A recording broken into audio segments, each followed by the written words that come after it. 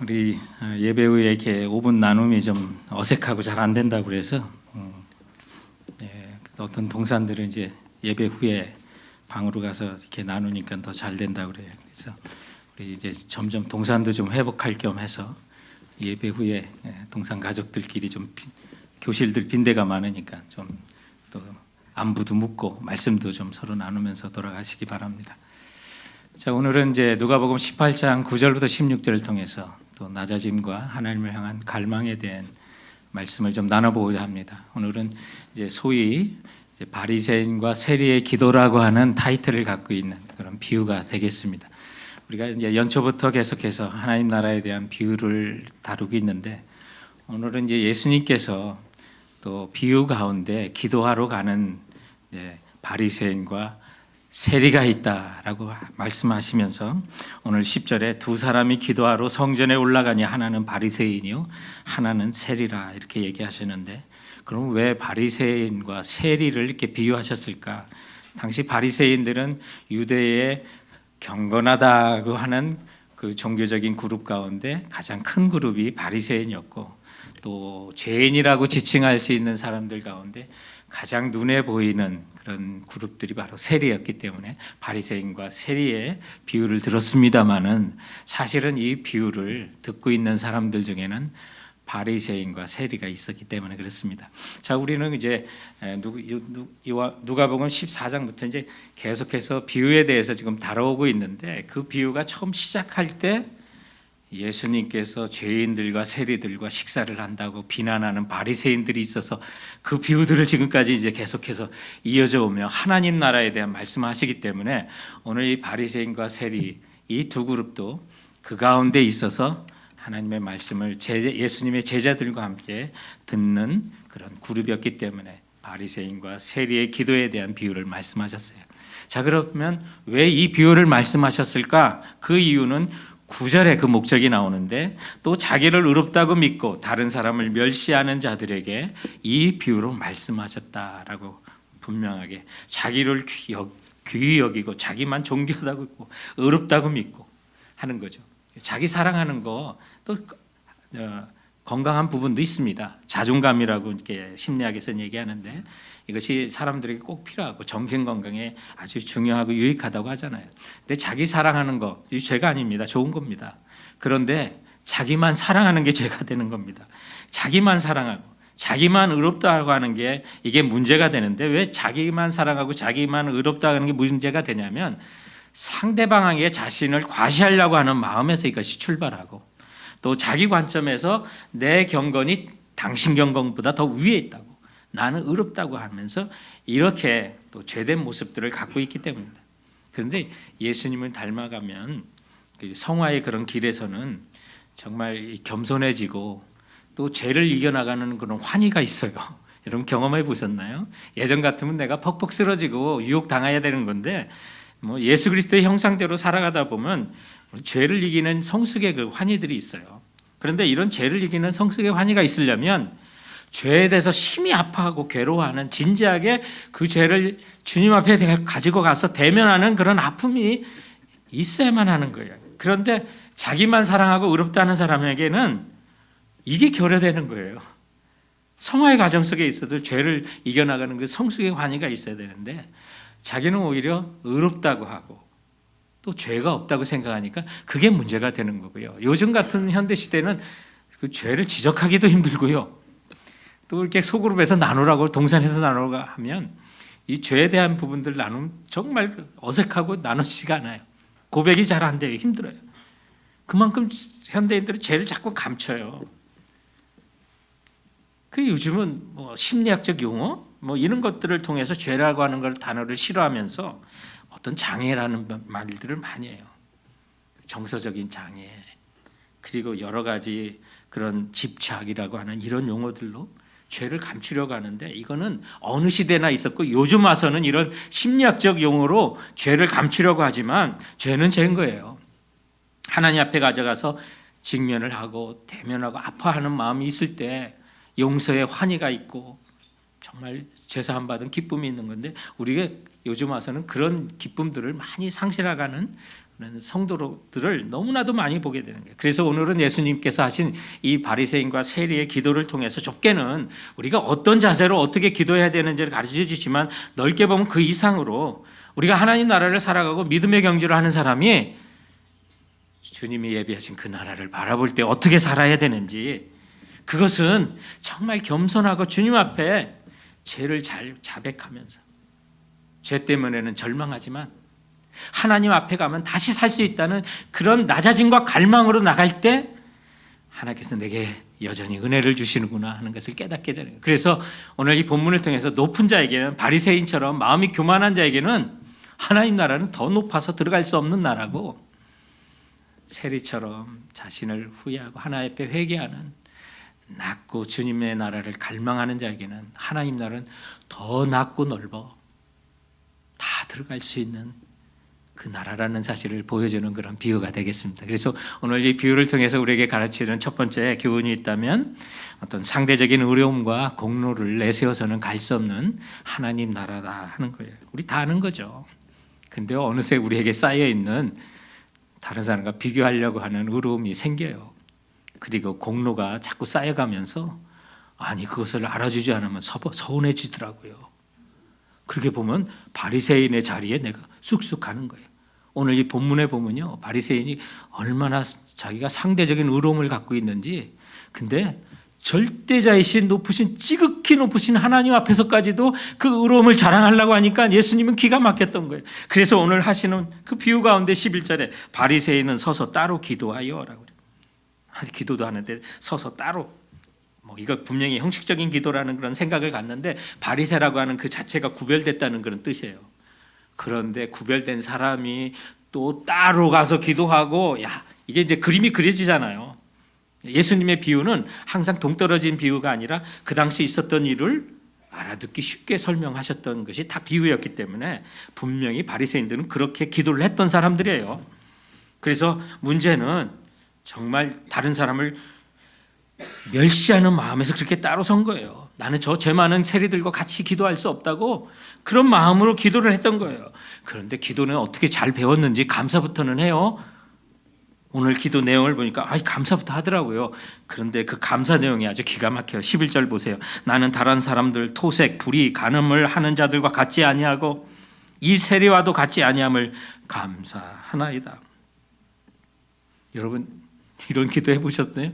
우리가 때로는 상대적으로 감사할 일들이 있어요. 근데 그것이 건강한 것이 있고 병적인 것이 있어요. 근데 이거 오늘 이런 비교는 아주 병적인 거예요. 내가 저런 사람과 같지 않아서, 이 세리와 같지 않고, 여기 지금 이 세리라고 하는 건 옆에 세리가 있는데도 그렇게 얘기하는 거예요. 이 세리와 같지 않다고 그렇게 기도하는 거예요. 여러분 예배를 드릴 때 누군가 그렇게 의식해 보면 하나님께 집중할 수 있나요? 자꾸 사람들이 집중돼요. 아주 신경을 쓰이는 거예요. 지금 바리새인들이 그런 태도를 갖고 있어요. 그런데 12절에 보니까 나는 일에 2번씩 금식하고 또 소득의 11조를 드리나이다 라고 해요. 바리새인들은 11조를 정확하게 드렸는지는 잘 모르겠어요. 그런데 그들의 삶이나 생활을 보면, 그 당시 문헌들을 보면 11조를 정확히 하려고 작은 씨앗의 숫자까지도 헤아렸다고 하니까 얼마나 이분들이 철저한지. 그러면 그렇게 11조를 잘했느냐? 그런데 예수님의 누가복음 11장 42절 말씀 보니까 그렇게 한 것 같지도 않아요. 11조 얘기를 하시면서 이것도 드리고 다른 것도 드려야 할지니라 라고 분명히 말씀하셨어요. 그러니까 말은 그렇게 하는데 실제적으로는 안 했던 것 같아요. 그리고 마태복음 23장 3절에 보니까 예수님께서 무엇이든지 그들이 말하는 바는 이라고, 바리새인들이 말하는 거는 행하고 지키되, 그러니까 말은 바른 말을 했던 것 같아요. 율법에 대한 정확한 얘기를 한 것 같아요. 근데 그들이 하는 행위는 본받지 말라라고 하는 예수님의 이 선언에서 행동은 아니었던 것 같아요. 정직하지 않았던 것 같아요. 그리고 또한 그들의 오늘 이 기도의 내용을 볼 때, 내가 일주일에 2번씩 금식하고요, 또 소득의 11조를 드리나이다 하는 데는 뭔가 하나님으로부터 보상을 받으려는 그런 자세가 문제가 되는 거예요. 여러분 우리가 주님께 예배 드리고 또 헌금을 드리고 11조를 드려도요, 그것 주님 이거 했으니까 이만큼 주셔야 돼요, 이런 보상을 요구하는 자세로 드리는 건 예배 자세가 아니에요. 11조는 모든 소의 주인 되신 하나님을 인정하고 나는 거기에 관리인입니다. 청직입니다. 그런 고백으로 드리는 거예요. 복을 얻기 위해 조건부로 드리는 게 아니라는 거예요. 택함 받은 자라면 마땅히 만물의 주인 되신 하나님께 자발적인 신앙의 표시로 드려주는 거예요. 그럼 왜 오늘 이 말씀을 하셨는가? 주님께서 우리는 상대적인 의로움 갖고는 하나님 나라 갈 수 없음을 믿습니다. 공로로 내세워서는 내 공로는 하나님 나라 갈 수 있는 게 아닙니다. 믿어요. 그 믿고도 주님 앞에 나와서 예배하고 있어요. 그런데도 왜 오늘 이 말씀을 나에게 주셨나? 우리는 신앙의 매너리즘 속에서 부정적으로 남아있는 찌꺼기와 같은 그 마음들이 때로는 다른 사람과 비교해서 상대적인 의로움에 설 수가 있는 거예요.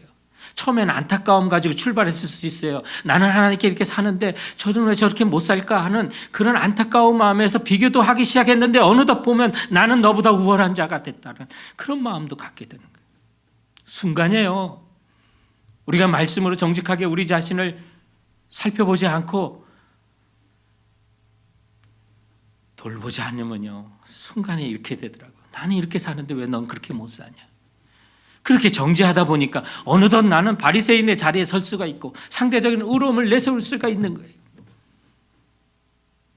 처음에는 뜨거움으로 주를 위해 열심히 일했는데 나중에는 그것을 알아주지 않는 사람들이 늘어나고 목사님까지 알아주지도 않고 막 이러다 보니까 섭섭한 마음이 생기면서 내 공로는 인정도 안 해주고 어디든 내세울 데도 없고 그런 마음이 생기기 시작하면 어느덧 내 안에 바리새인과 같은 자세를 가져요. 성도 여러분, 바리새인들의 시작부터 정말 이렇게 타락한 거 아닙니다. 저들이 우상에게 드려졌던 그런 정말 시리아로부터 멸망을 당하고 예배 드릴 수 없는 환경 가운데 하나님께 예배하고자 하는 그런 열망으로 그들에게 무력으로나마 정말 결성하고 일어나려고 했던 그런 마카비의 후손들 순수했어요. 그러나 시간이 가며 자신의 의로움만 내세웠고 공로만 내세우는 그룹들이 됐던 거예요. 돌아보면 우리에게도 그럴 가능성이 있는 거예요. 그러므로 오늘 우리에게 주신 이 말씀으로 우리 자신을 살펴보는 거예요. 120, 30년 전에 인도에서 선교하신 아이리시의 여자 선교사님이셨던 에미 카미케리라고 하는 그런 선교사님이 계시는데 그분의 책에 보면 이런 일이 있어요. 한 번은 인도에 금을 캐는, 금을 연마하는 그 대장장이를 찾아갔는데 순금을 만드는 그 과정이 너무나도 힘들고 어려운 가운데 그 정금을 만들어내는 걸 보면서 그 대장장이에게 물었대요. 당신은 이게 금을 연단할 때 순금을 만들어 가는데 이 순금이 되는 걸 어떻게 하십니까? 라고 그랬더니 그 대장장이가 하는 얘기가 금속을 계속해서 불순물을 제거하면서 정제해 나갈 때 이 금속에 내 얼굴이 명확히 비춰지면 이제 순금이구나라는 걸 깨달을 수 있다 그래요. 성도 여러분, 정말 이 말씀 가운데 내 자신이 보여야 되고 나의 어느 부분이 이그러지고 더러운 것이 묻었는지 오늘 이 말씀을 우리에게 비춰주는 거예요. 그러므로 우리 정말 지식적으로 아는 것이 아니라 우리는 이미 정말 믿음으로만 구원받는 걸 확신하는데 어느덧 상대적인 의로움에 섰는지 또는 내 공로를 내세우고 그 공로가 인정받지 못하는 것 때문에 서운함이 있다면 성도 여러분, 하나님 나라는 상대적인 의로움이나 공로로 내세워서 갈 수 있는 나라가 아니라 주님의 은혜로 들어가는 나라라는 사실을 깨닫는 우리 모두가 되길 주님의 이름으로 축원드립니다.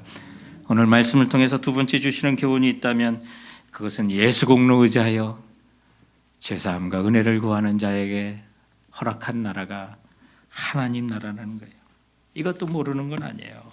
그런데 우리가 이 나라에 대한 확신과 정말 그 환희를 누리지 못한다면 하나님 나라는 너희 안에 있고 또 의와 평강이고 희락이라고 그랬는데 주님의 나라를 확신하는 사람이 그 기쁨이 없다면 오늘 내가 이 놓친 거는 없는지 오늘 이 본문을 통해서 보라는 거예요.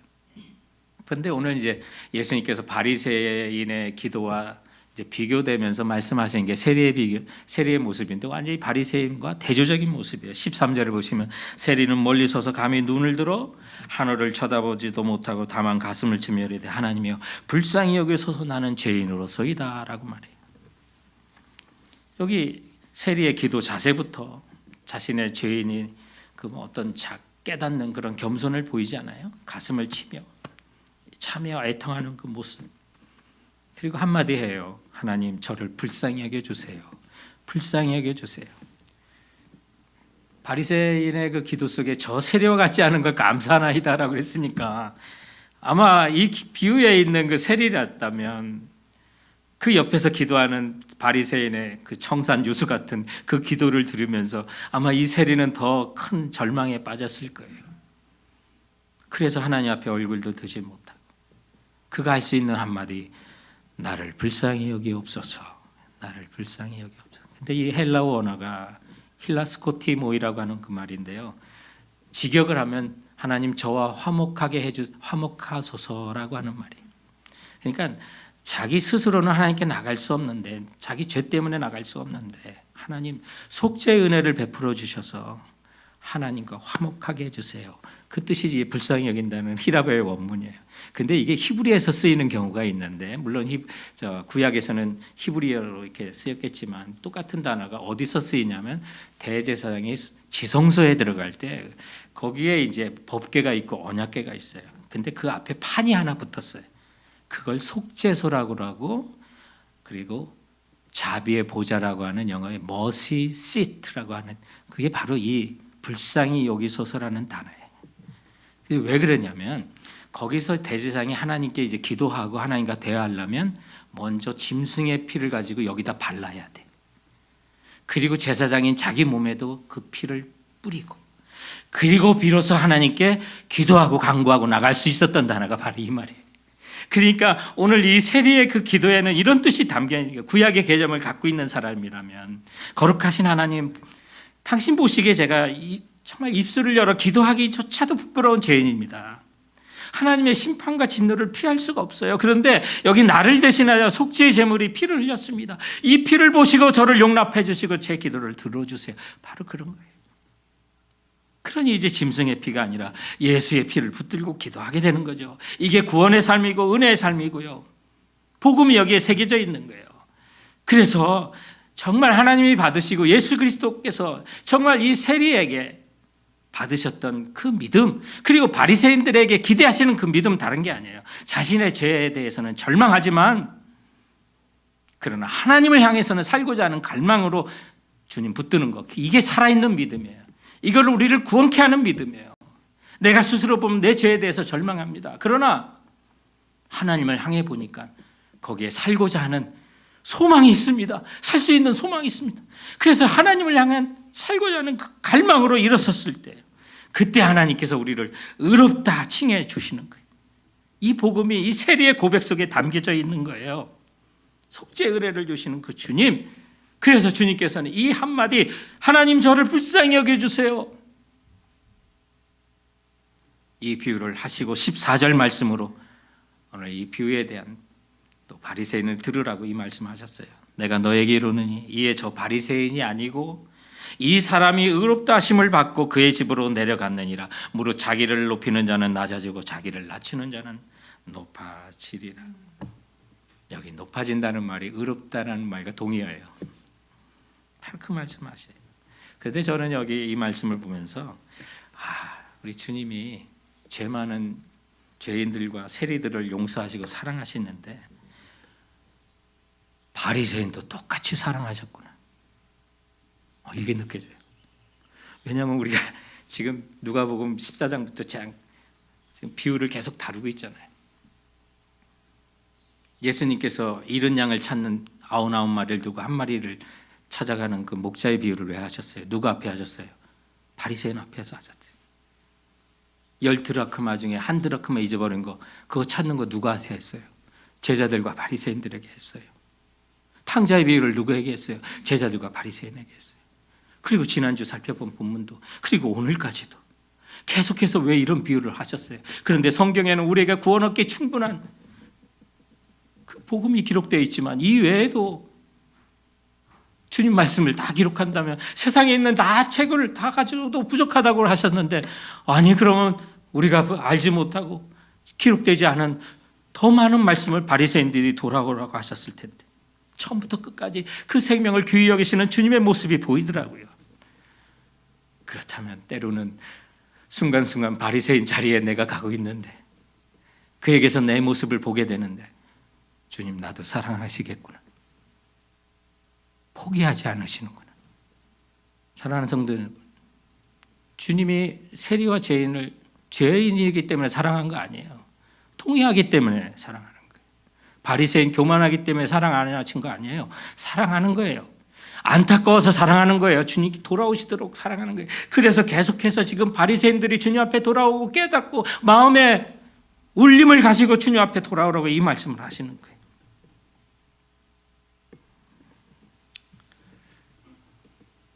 한국의 중증외상 의사로 가장 유명한 이국정이라고 하는 그 교수님이 있잖아요. 그분의 그 골든 아워라고 하는 그 책에 보면 지금은 이분은 여러 소장을 이제 병원과 갈등을 겪고 비즈니스적인 차원에서 병원을 경영하려고 하는 경영진하고 생명을 살리려고 하는 이 의사하고는 부딪힘이 너무 많더라고요. 근데 이국정 교수님이 지금은 이제 아주대 외상 연구소장으로 이렇게 있는데 그분이 생명 하나를 살리려고 하는 그 많은 행동들이 정말 존경심이 가더라고요. 그 책에 보니까 피는 신의 영역이라고 그래요. 사람들이 피를 많이 쏟아져 죽게 되는데 그 피를 빨리 어떻게 지혈하는가가 생명 살리는 비결이 되는데 수많은 의사와 과학자들이 이 피를 만들어 보려고 지금까지 노력하는데 피에 대한 답을 아직까지 얻지 못해서 피는 하나 신의 영역이라고 그런 표현을 하더라고요. 그런데 이분은요 그냥 중증 환자를 다루다 보니까 살릴 수 있는 환자인데 시간을 놓쳐서 죽는 걸 너무 많이 보는 거예요. 근데 미국에는 중증 외상 환자의 82%가량이 사고 난 뒤 1시간 안에 그게 골든타임이라고 하는데 병원에 도착해서 치료를 받는데 근데 한국은 이게 안 된대요. 심지어 8시간이나 받아주는 병원이 없어 찾아다니다가 생명을 잃는 경우가 너무 많다는 거예요. 그래서 이분은 미국을 너무 부러워해요. 미국은 인명구조가 최우선이기 때문에 그 과정에서 벌어지는 민원이나 재산 손해 등은 전혀 고려 대상이 아니라는 거예요. 근데 한국 같은 경우는 동일한 상황에서 똑같이 동네 국민학교 운동장에 초등학교 운동장에 헬리콥터가 내렸다 야밤에 그러면 주변에 폭발적인 소음 공해를 일으켰다고 민원이 그냥 쇄도를 한대요. 그러다 보니까 살릴 수 있는 생명이 죽어가는 걸 너무 많이 봐야 한다는 거예요. 그걸 안타까워한다는 거예요. 그래서 살릴 수 있는 생명이 죽어가는 걸 볼 때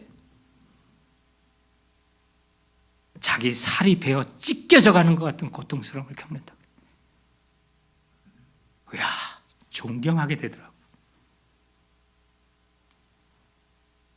다른 전문의 같으면 이런 경우가 많지 않을 텐데 시간을 다툰다는 생명을 잃은 중증 환자들을 다루는 사람이라 이런 마음이 있구나. 그런데 오늘 바리새인들을 포기하지 않고 구원으로 초청하시는 예수님에게 이 모습이 보여요. 그토록 살리고자 했던 그 주님의 모습. 사랑하는 성도 여러분, 바리새인이든 세리든 주님이 죄인이기 때문에 사랑한 거 아닙니다. 그러나 자기 심령 속에 있는 그 죄를 바라보면서 주님 앞에 불쌍히 여겨달라고 낮은 자세로 탄원하고 갈망하는 자에게 주님은 오늘도 하나님 나라가 너희 안에 있다고 선포해 줄 줄 믿으시기 바랍니다. 결국은 우리의 살아가는 삶이 바리새인처럼 사람을 비교하면서 자기 자신만 바라보는 것이 아니라 하나님만 바라봐야 돼요.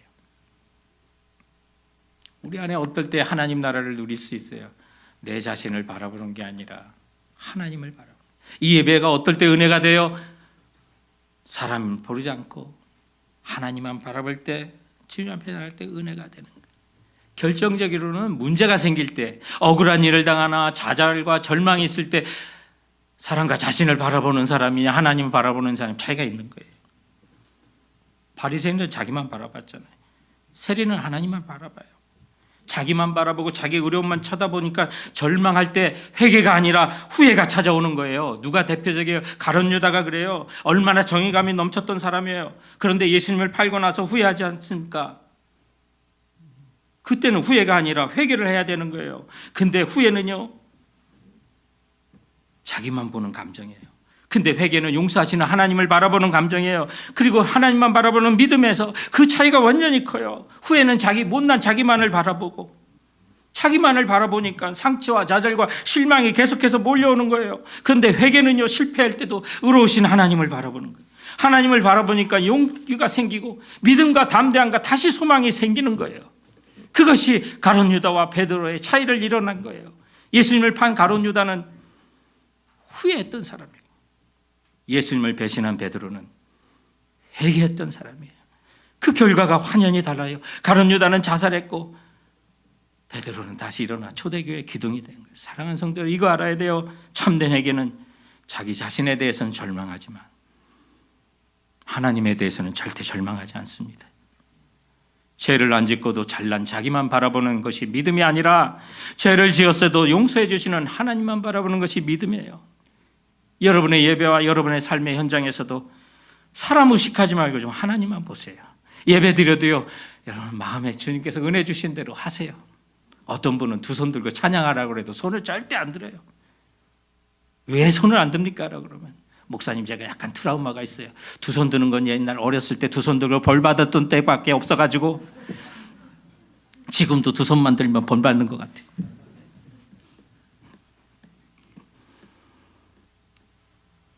주변 사람 생각하지 마시고요.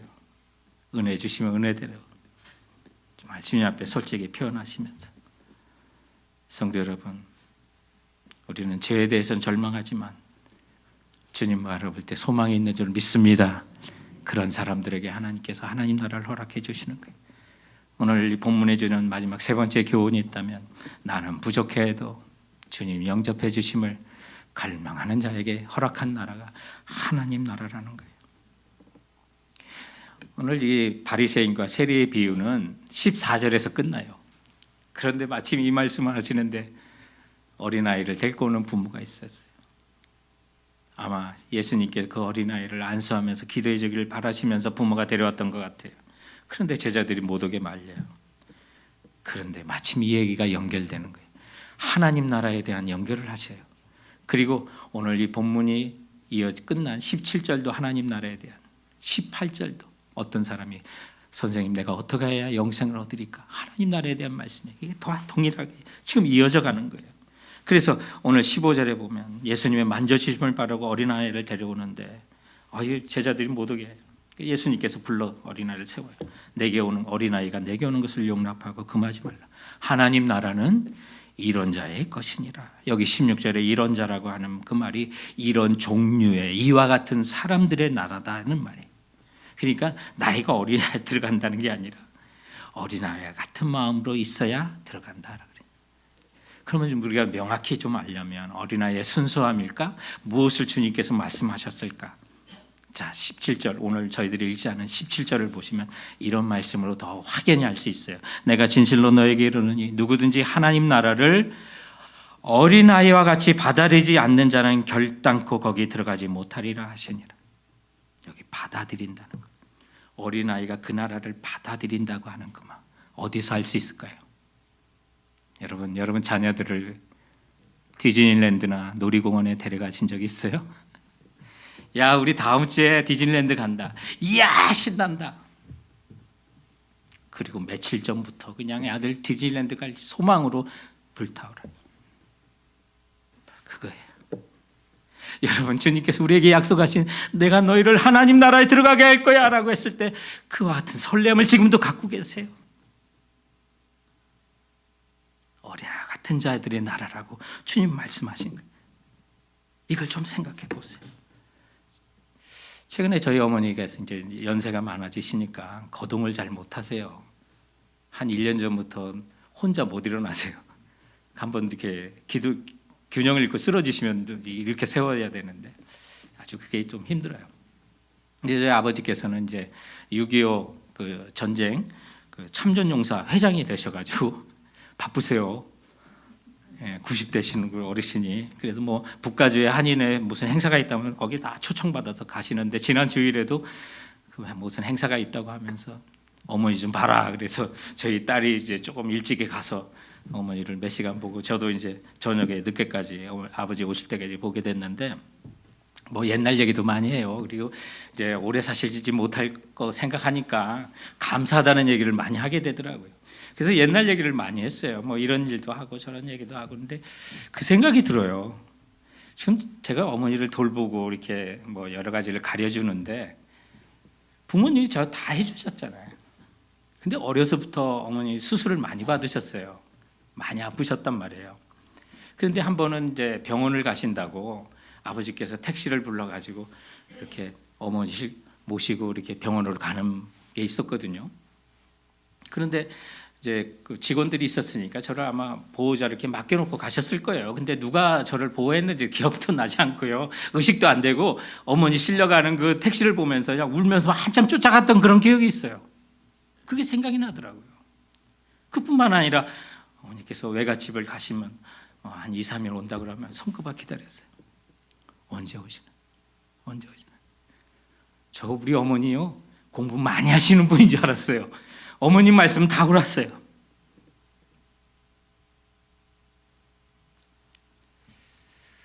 오늘 주님께서 약속하신 이 하나님 나라, 어린아이와 같은 자의 것이라고 하신 말씀, 그게 이해가 됐어요.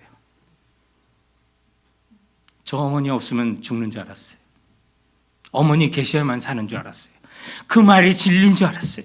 주님이 계셔야만 내가 그 나라 누릴 수 있다는 거 잊어버리고 살 때가 많았는데, 어린아이 같은 마음을 가질 때 그 나라가 다시 너희 것이 된다고 주님 말씀하셨어요. 여러분 우리가 회복하기 바랍니다. 주님 없으면 난 못 산다는 거 다시 한번 회복하고요. 주님이 약속하신 그 나라 손꼽아 기다리면서 언제 주님이 다시 오는지 헤아리면서 놀이동산 가자고 할 때 그 아이가 기뻐하면서 그 날을 손꼽아 기다린 것처럼 주님이 나를 위하여 예비하신 새하늘과 새 땅, 그 날을 가져올 날을 다시 한번 기다릴 수 있다면, 나는 부족하여도 주님 영접하실 그 나라 영광 가운데 들어가는 그 모든 감격과 그 기쁨을 그 나라뿐만 아니라 이 땅에서도 누리며 감격하시죠. 우리 모두가 되길 주님의 이름으로 축원드립니다. 기도하시겠습니다. 오늘 조용히 눈을 감고